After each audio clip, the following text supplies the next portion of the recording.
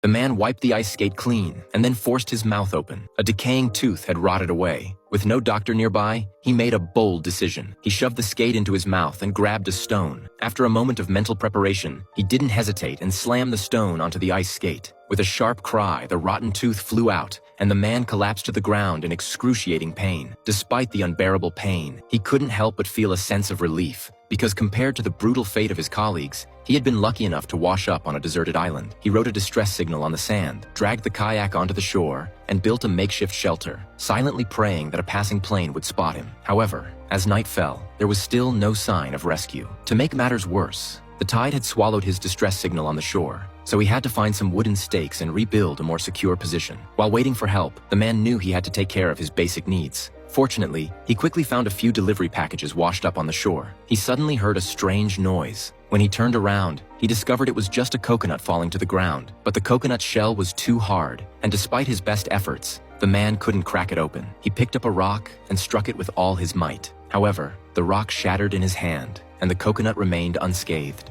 Fortunately, the edges of the broken stone were sharp enough, and the man was finally able to cut through the coconut shell, creating a small hole from which he drank the sweet coconut water. However, water alone wasn't enough. The man knew he had to find food. Before doing so, he decided to familiarize himself with the island's surroundings. Along the way, he unexpectedly stumbled upon a cave but didn't rush inside. Instead, he decided to climb to the top of the mountain to get a better view of the island. But after walking a short distance, his bare foot was cut by sharp rocks. He stopped, found a stone by the shore, and tore a small piece from his pants. He stuffed some herbs inside, made a makeshift bandage, and tied it around his injured foot. With the makeshift shoe providing protection, the man finally made it to the mountaintop. He surveyed the surroundings and confirmed the island's isolation. A deep sense of despair overwhelmed him. But just then, he spotted something floating in the sea. His heart leapt with excitement, and he immediately rushed toward the water. When he reached the figure, he was devastated to realize it was the body of the deceased pilot. The man suppressed his sorrow, dragged the pilot's body back to the shore, and searched through the pilot's pockets, finding a working flashlight. Though the shoes were a different size, he used rocks to modify them, managing to wear them. By chance, he also found a wallet with a family photo of the pilot. He buried the pilot on the island and carefully placed the photo in his own pocket. To honor him, he carved the pilot's name and birth date into a large rock.